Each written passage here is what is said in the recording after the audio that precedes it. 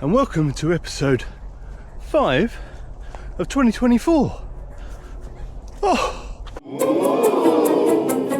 Oh, wow! Woohoo! Yeah, buddy!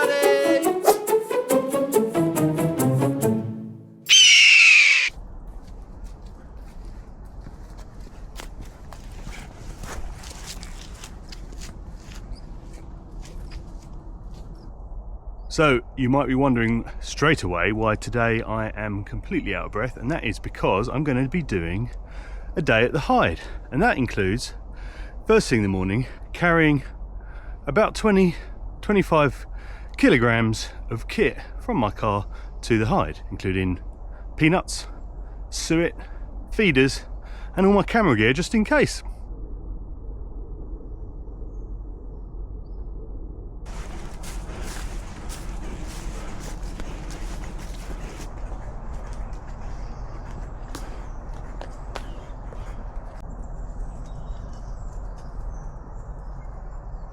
Okay, so one of the first things we have to do, apart from opening up the hide that you can see behind me, is make sure we get our jungle spray on. This time of year there's a fair amount of midges and bits and bobs going on. Oh my lord, look at my glasses steaming up. This is one of the problems with wearing glasses when it's hot. Yes, so we've got to open up, put our jungle spray on, just prepare generally, get our gloves out, get our equipment out, and then get cracking on tidying up, cutting back, adding the feed, all sorts of different things. So here we go. So one of the first things we have to do is just cut back some of the foliage from where the perches are. A couple of reasons for this. One, it gives a bit of space, particularly for some of the bigger birds who seem to like a lot of room to come in and perch. Things like jays and jackdaws, and occasionally the birds of prey. The foliage can get in their way a little bit. Also, it gives, when the photographers are here, it gives them a bit more depth of field behind the perches so that you get that nice blurred bokeh. So it's the biggest job, it's the one that takes the longest because there's a lot of foliage around here.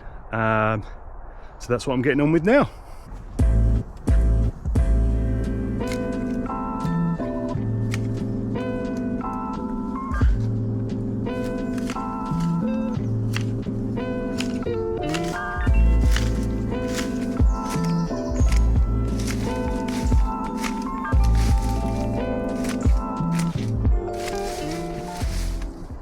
Okay, little break for me. It's hot today. I need to take this jumper off. A bit silly really. But I thought I'd show you some of the paths we've cleared and also show you some of our lovely perches now that the foliage has been moved back a little bit. Here we go.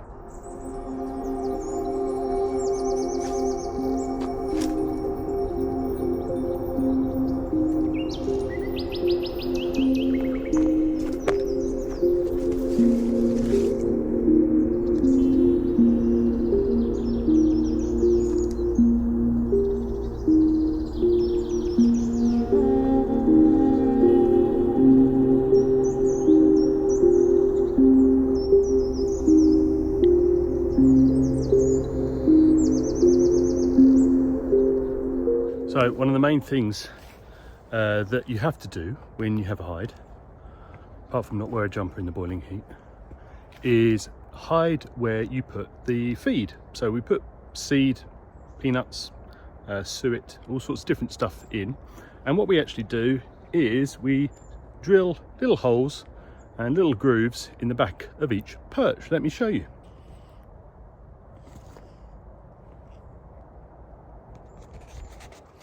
That just means that the photographers get to get the best shots they can without the food all being in sight.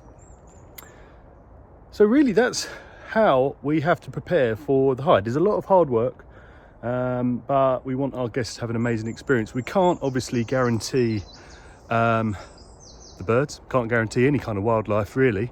We've got a lot of birds that come down here, but you just don't know what might happen on the day. The main thing is everyone has an amazing experience, and we look after the birds. We clean the area regularly, we clean the feeders regularly, and we just make sure everything is also really safe for everyone and everything. Make sure, once I've stopped yabbering on, you stay on the video to take a look at some of the photos I've taken after clearing the hide and giving the birds a little bit of space. Another thing we have to do is make sure all our perches are sturdy and upright. We dig them in and find them all around the woods, normally just fallen branches and so on. But what happens throughout the year is that a lot of them get knocked over. The water, when it's raining quite a lot, the water sort of washes away underneath the perches and they loosen up a bit and start to fall down. So, using our trusty little spade here, we have to dig the holes out, put the perches back in, make everything sturdy again, and make sure it's not going to fall down when a visitor comes.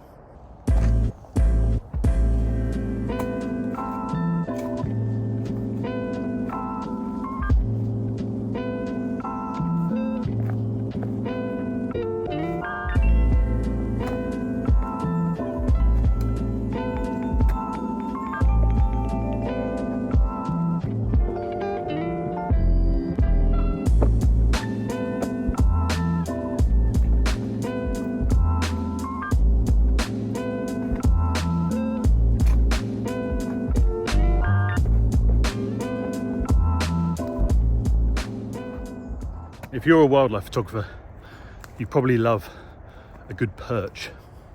And if you saw my last video on putting a perch in your garden, you'll know that one of the best things to do is walk around your local woodland and find yourself a nice mossy perch for your birds to land on.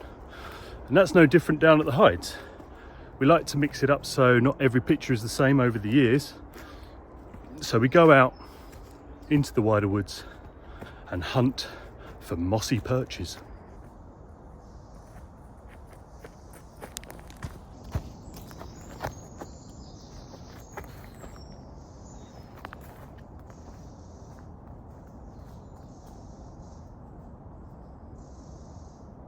So like I said in my previous video, when you're hunting for perches, try and find something that's come from a tree fairly recently or is obviously loose and not necessarily in a wood pile.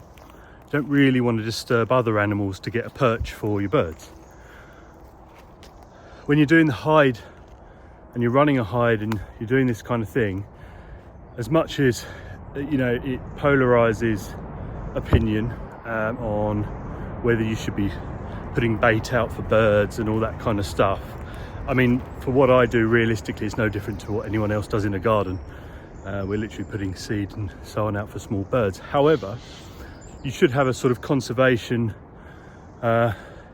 environmental thought process whenever you're doing anything. So again, as I say, you don't want to disturb other animals just so you can get a picture of birds.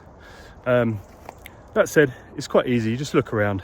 It's quite obvious what's just laying about and not really disturbing anything or being used by anything.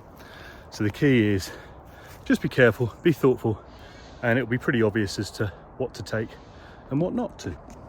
On the theme of ethics, one of the things I have to say, and I've said on our podcast, is that in Kent, where I am, the amount of building that's going on and woodland being completely wiped off the face of the earth, the amount of wildlife and animals that are killed realistically because of that is unreal. So, you know, when these developments go up, there's obviously a lot of talk about putting in green areas with the development.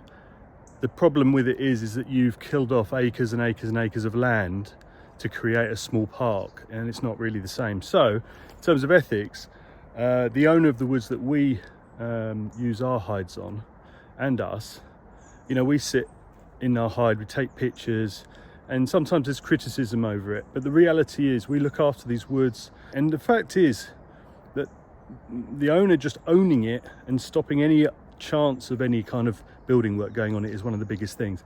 We also have birds in here that are on the red list species, and so they're dying out, and a lot of birds are dying out, and yet we've seen growth of some of our species over the years from looking after the woods, putting the feed out and doing what we're doing, and to be honest, I can't see that as a bad thing. Back to searching for perches, and I think I've found one. So one of the things, as I said, The owner of this wood looks after it, maintains it. Any fallen trees, dangerous trees, overgrowth, we just trim back, we just look after it and make sure it's an enjoyable place to experience. And one of those things is when trees fall down, they dislodge other branches, other bits and bobs, and where a recent tree has fallen down, it has thrown up this lovely perch, which I'm going to go and put at the hide.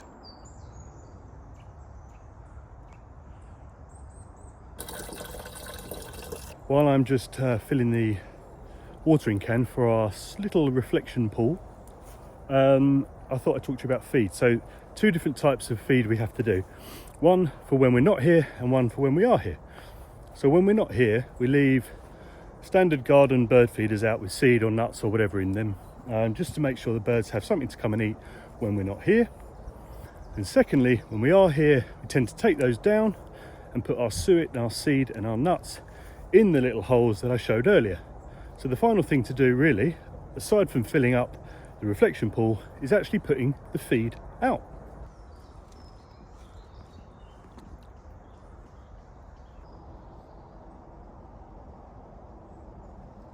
Okay, first thing first, the bird feeders are up. Let me show you.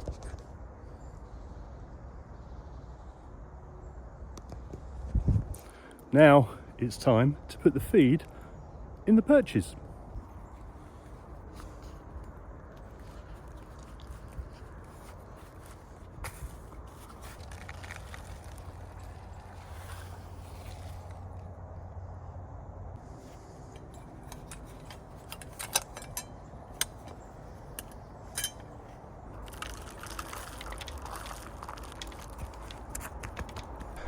And that is a day maintaining the hide. It's a lot of hard work, but it's worth it for when our guests turn up and they get not just lovely pictures, but overall an amazing experience. We can't guarantee what birds will turn up, we can't guarantee what animals will turn up in general, but we can guarantee down here that you have a lovely time and an amazing experience in nature. And that's what it's all about. Speaking of having a really good experience, make sure you head over to the WildX podcast that I host with Adam Juckes and Mike Phelps. I'll do some links in the description, but it's all about experiences. We talk about all sorts of different stuff, including mental health and how being out in places like this, in the woods, with the birds singing and hopefully the sun shining from time to time, you can really improve your mental health. But it's all about experiences. WildX, hence Wild Experience. So head over to the podcast. It's on Apple, Amazon, Spotify, everywhere really, and make sure you check it out. You won't regret it. Now it's time to take some pictures.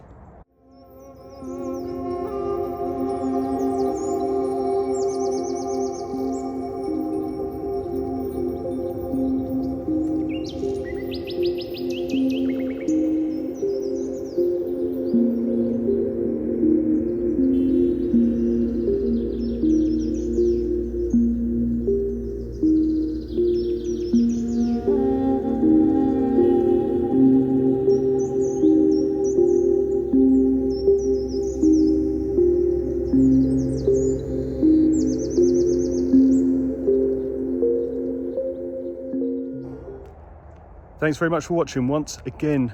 I'll see you next time. Cheers. Bye.